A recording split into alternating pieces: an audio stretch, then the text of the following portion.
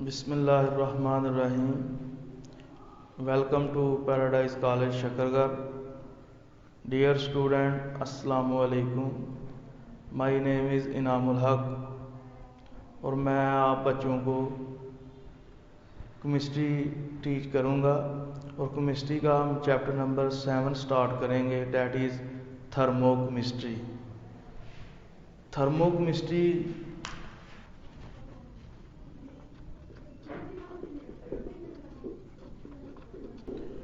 Thermochemistry word को अगर हम स्टडी करें तो थर्म से मुराद हीट, यानी कि केमिस्ट्री की इस ब्रांच में हम हीट के मतलब मुताला करते हैं, हीट के मतलब स्टडी करते हैं, तो इसको हम थर्मोकेमिस्ट्री का नाम देते हैं। Branch of chemistry which deals with the study of heat change during a chemical reactions. किसी भी केमिकल रिएक्शंस के दौरान जो हीट में चेंज आता है, हरारत में जो तब्दीली रूनुमा होती है, उसका मुताला, उसकी स्टडी थर्मोकेमिस्ट्री कहलाती है। अगर हम इसकी डेफिनेशन राइट करना चाहें तो किस तरह करेंगे?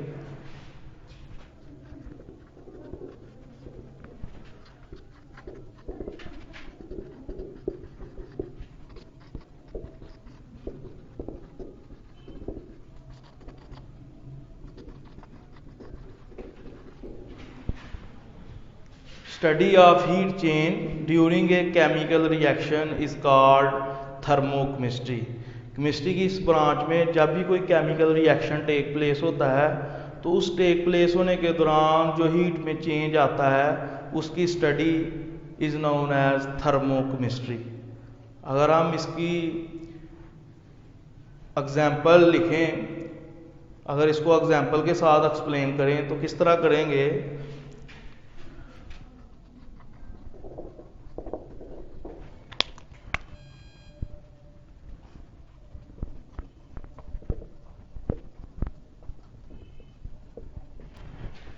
तो ये जो फॉर्मेशन ऑफ वाटर है, ये बेस्ट एग्जांपल है इस डेफिनेशन को एक्सप्लेन करने के लिए कि इसमें हाइड्रोजन गैशियस ऑक्सीजन गैशियस के साथ रिएक्ट कर रहा है और वाटर बन रहा है, और इस वाटर बनने के दौरान -285.58 kilo joule mole energy release हो रही है। ये जो हीट में चेंज है, इसी की स्टडी को हम थर्मोकेमिस्ट्री का नाम देते हैं।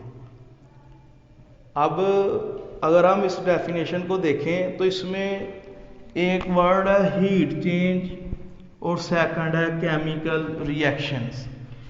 हीट चेंज क्या है और केमिकल रिएक्शन क्या है? केमिकल रिएक्शन आप प्रीवियस क्लासेस में भी डिस्कस कर चुके हैं कि ऐसा रिएक्शन जिसमें रिएक्टेंट रिएक्ट करें और प्रोडक्ट बना दें। रिएक्ट करने वाली चीज़ों को रिएक्टेंट और नए बनने वाली चीज़ों को हम प्रोडक्ट का नाम देते हैं।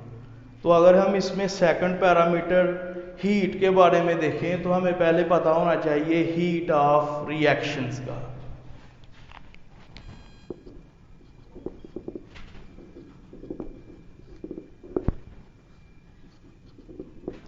हीट ऑफ रिएक्शंस को रिप्रेजेंट किया जाता है साइन क्यू के साथ। अब हीट ऑफ रिएक्शंस क्या है? अमाउंट ऑफ एनर्जी अब्जॉर्ब्ड और evolved during a chemical reaction. एक केमिकल रिएक्शन के दौरान जो एनर्जी की मकदार खारिज होती है या जज़ब होती है, उस एनर्जी की मकदार को हम हीट ऑफ रिएक्शंस का नाम देते हैं, और इसकी को रिप्रेजेंट किया जाता है साइन क्यू के साथ।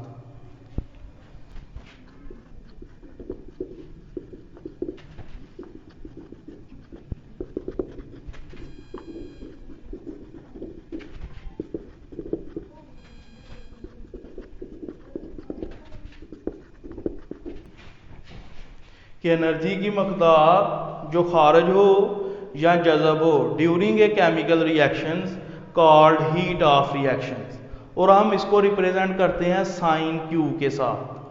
अगर हीट ऑफ रिएक्शंस के हम यूनिट्स की बात करें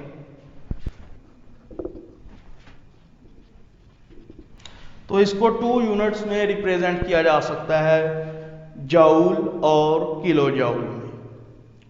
अब क्योंकि ये एक न्यूमेरिकल फैक्टर है और हमें पता है कि कोई भी न्यूमेरिकल फैक्टर होता है तो वो या तो उसकी वैल्यू पॉजिटिव में होती है या उसकी वैल्यू नेगेटिव में। तो heat of reactions, heat of reactions की वैल्यू जो है वो पॉजिटिव भी हो सकती है और नेगेटिव भी हो सकती है। अभी हम डिस्कस करेंगे कि इसकी वैल्यू पॉजिटिव कब होगी और नेगेटिव कब होगी। तो पॉजिटिव या नेगेटिव होने से पहले हमें तो ये पता होना चाहिए कि केमिकल रिएक्शन के टेक प्लेस होने के दौरान कितने स्टेप इन्वॉल्व होते हैं।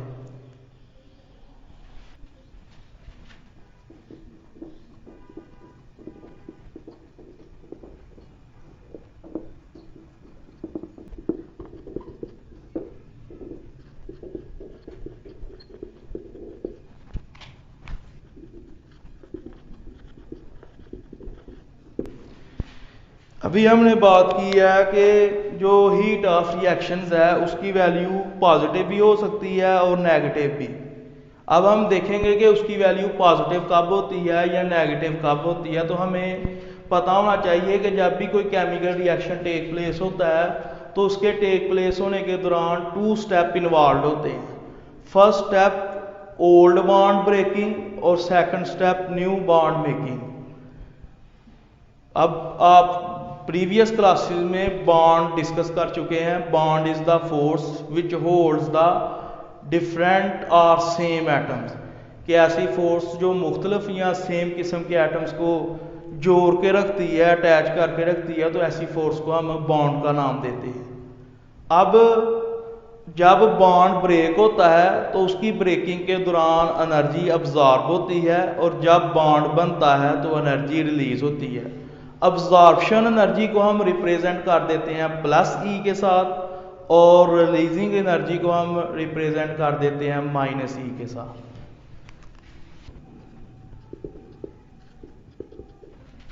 अब हम डिटेक्शन करेंगे क्यू वैल्यू को, कि क्यू की वैल्यू पॉजिटिव कब होगी और नेगेटिव कब होगी।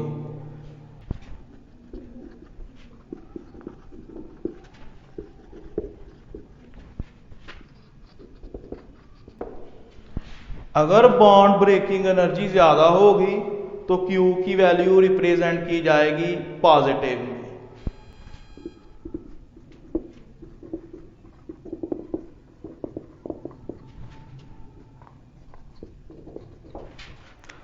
और अगर बॉन्ड मेकिंग एनर्जी ज्यादा होगी तो Q की वैल्यू रिप्रेजेंट की जाएगी नेगेटिव साइन में। तो हमने ये देखा कि Q की वैल्यू पॉजिटिव भी होती है और नेगेटिव भी। पॉजिटिव कब होगी? जब बॉन्ड ब्रेकिंग एनर्जी ज्यादा होगी। इसका मतलब है बॉन्ड को ब्रेक करने के लिए एनर्जी ज्यादा जो है वो दरकार है, तो इसलिए उसकी वैल्यू पॉजिटिव साइन में आ जाएगी। और अगर बॉन्ड मेकिंग एनर्जी ज्यादा होगी तो Q की वैल्यू नेगेटिव साइन में आ जाएगी। अभी हमने डिस्कस किया है कि Q की वैल्यू पॉजिटिव भी हो सकती है और नेगेटिव भी। अब हम डिस्कस करेंगे कि हीट ऑफ रिएक्शन की बेस पर हम रिएक्शंस को क्लासीफाई कर सकते हैं। रिएक्शंस को हीट ऑफ रिएक्शन की बेस पर हम 2 टाइप्स में क्लासीफाई कर सकते हैं। One is exothermic reaction and second is endothermic reactions.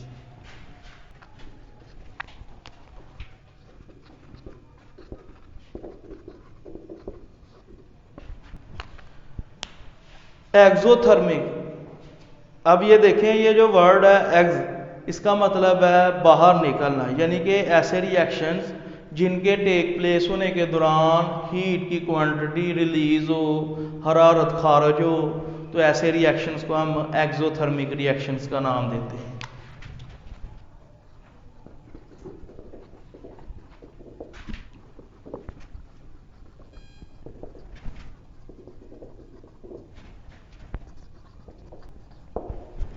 ऐसे रिएक्शन जिनके टेक प्लेस होने के दौरान हीट रिलीज हो, तो ऐसे रिएक्शंस को हम एक्सोथर्मिक रिएक्शंस का नाम देंगे।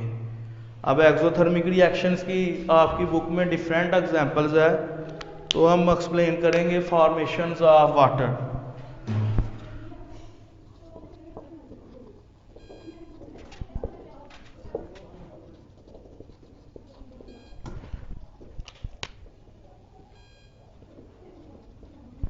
तो ये formation of water exothermic reactions की एग्जांपल्स है।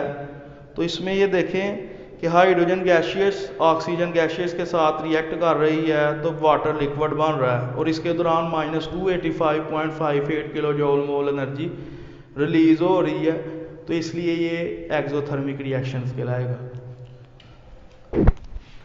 अब हम ये बात डिस्कस करते हैं कि why exothermic reaction take place without providing heat, कि एक्सोथर्मिक रिएक्शन जो है वो हरारत को सप्लाई करने के, हरारत देने की बगैर ही क्यों टेक प्लेस हो जाते हैं। तो वजह इसकी ये है कि इसमें रिएक्टेंट की इंथाल्पी या रिएक्टेंट की जो एनर्जी है वो प्रोडक्ट की एनर्जी से ज़्यादा होती है।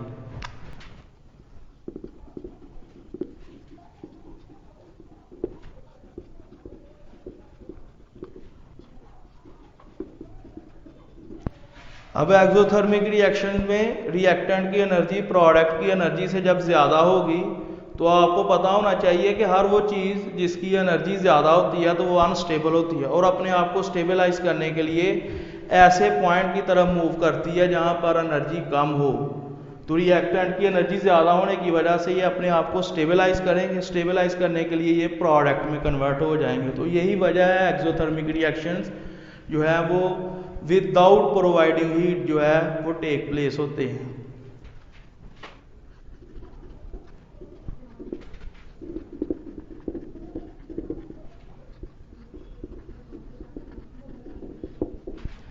अब हम डिस्कस करेंगे कि एक्सोथर्मिक रिएक्शंस का क्या इफेक्ट है सिस्टम और सराउंडिंग पर। हमें पता है एक्सोथर्मिक रिएक्शंस के दौरान हीट रिलीज होती है, वो हीट जाती है सिस्टम की तरफ, सिस्टम आगे उसको एग्जॉस्ट कर देता है सराउंडिंग की तरफ। तो सराउंडिंग का टेम्परेचर जो है वो एक्सोथर्मिक रिएक्शंस के दौरान इंक्रीज हो जाता है। अब आप सिस्टम और सराउंडिंग टू न्यू पैरामीटर्स हैं जो इंशाल्लाह इसके बाद जो आर्टिकल आएगा उसमें हम डिटेल के साथ इसको डिस्कस करेंगे। बस आप यही इसको समझिए कि सिस्टम एवरीथिंग अंडर टेस्ट और ऑब्जर्वेशन, हर वो चीज़ जो टेस्ट कर रहे हैं हम जिसका या जिसको ऑब्जर्व कर रहे हैं उसको हम सिस्टम का नाम देते हैं और सिस्टम के अराउंड बाउंड जो चीज़ें होती हैं उसको हम सराउंडिंग का नाम देते हैं।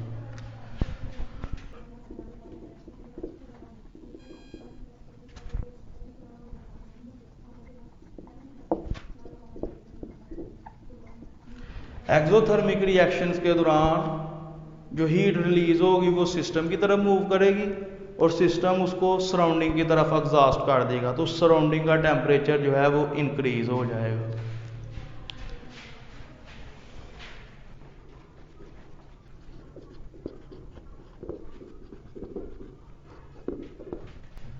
अभी हमने डिस्कस किया कि हीट ऑफ रिएक्शन की बेस पर हम केमिकल रिएक्शंस को टू टाइप में डिस्कस करते हैं। One is exothermic reactions and second is endothermic reaction.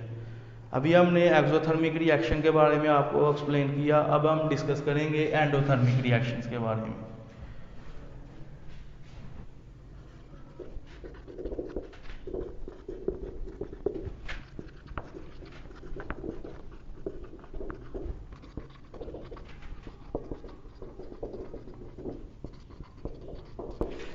ऐसे रिएक्शंस जिनके टेक प्लेस होने के दौरान हीट अब्जॉर्ब हो तो ऐसे रिएक्शंस को हम एंडोथर्मिक रिएक्शंस का नाम देते हैं।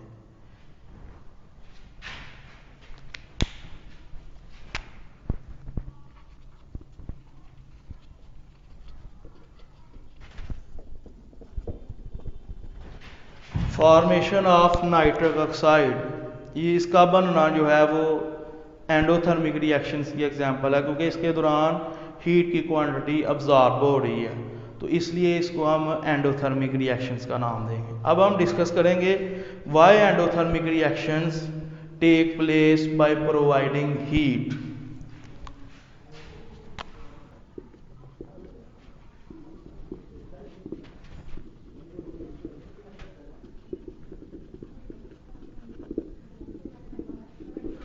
ये डिस्कस करेंगे कि क्यों एंडोथर्मिक रिएक्शन को टेक प्लेस कराने के दौरान हीट की क्वांटिटी प्रोवाइड करना पड़ती है। तो बेसिकली एंडोथर्मिक रिएक्शंस में रिएक्टेंट की एनर्जी प्रोडक्ट की एनर्जी से कम होती है। अब जिसकी एनर्जी कम है वो स्टेबल है, तो इसका मतलब रिएक्टेंट जो है वो नॉर्मल टेम्परेचर पर जो है वो प्रोडक्ट में कन्वर्ट नहीं हो सकते। अगर आपने उसको प्रोडक्ट में कन्वर्ट करना है तो आपको हीट की क्वांटिटी प्रोवाइड करना पड़ेगी।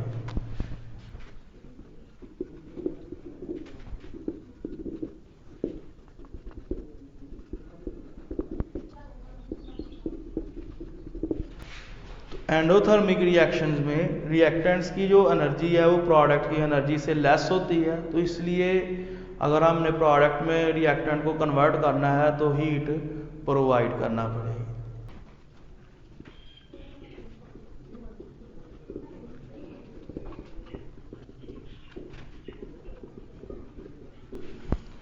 अब हम डिस्कस करेंगे, जिस तरह हमने एक्सोथर्मिक रिएक्शंस का इफेक्ट डिस्कस किया है सिस्टम और सराउंडिंग के ऊपर, इसी तरह हम एंडोथर्मिक रिएक्शंस का भी इफेक्ट डिस्कस करेंगे सिस्टम और सराउंडिंग पर। तो endothermic reaction take place by providing heat. Endothermic reaction system से हीट अब्जॉर्ब करेगा, सिस्टम अपनी हीट को मेंटेन करने के लिए सराउंडिंग से हीट को अब्जॉर्ब कर लेगा, तो सराउंडिंग का टेम्परेचर नॉर्मल टेम्परेचर से कम हो जाएगा।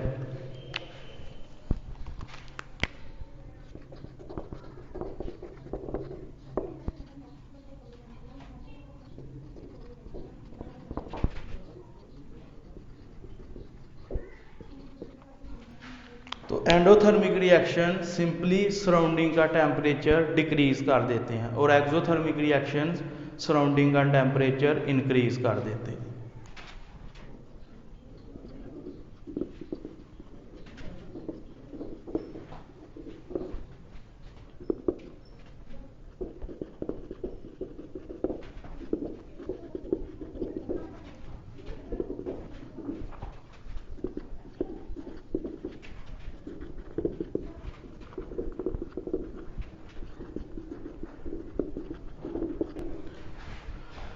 अब हम डिस्कस करते हैं स्कोप ऑफ थर्मोकेमिस्ट्री कि ये जो हम चैप्टर पढ़ रहे हैं इसकी इम्पोर्टेंस क्या है।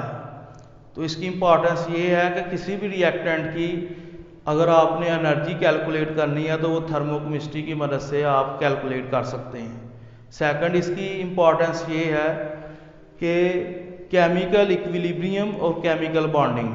केमिकल इक्विलिब्रियम भी आपने प्रीवियस क्लासेस में चैप्टर डिस्कस किया होगा और केमिकल बॉन्डिंग भी। तो उसको स्टडी करने के लिए जो नॉलेज है वो भी हमें थर्मोकेमिस्ट्री प्रोवाइड करती है। तो ये इसका स्कोप है थर्मोकेमिस्ट्री का। अब हम इसकी लिमिटेशन के बारे में डिस्कस करेंगे। तो लिमिटेशन इसकी ये है कि ये सिर्फ चंद रिएक्शंस की हीट ऑफ रिएक्शंस को फाइंड करती है, सम रिएक्शंस की हीट ऑफ रिएक्शन को ये एक्यूरेट फाइंड नहीं करती।